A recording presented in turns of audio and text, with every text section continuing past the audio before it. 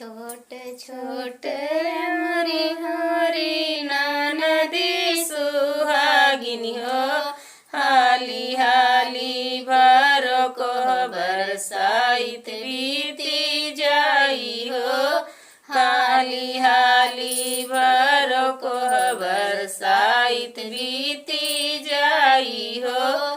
कहाँ के कोहबर बबूजी लाल हो गुलाल हो, कहाँ के कोहबर बबूजी हीरा मोती लागल हो, बहरे के कोहबर नदी लाल हो गुलाल हो, भीतरी के कोहबर नदी हीरा मोती लागल हो।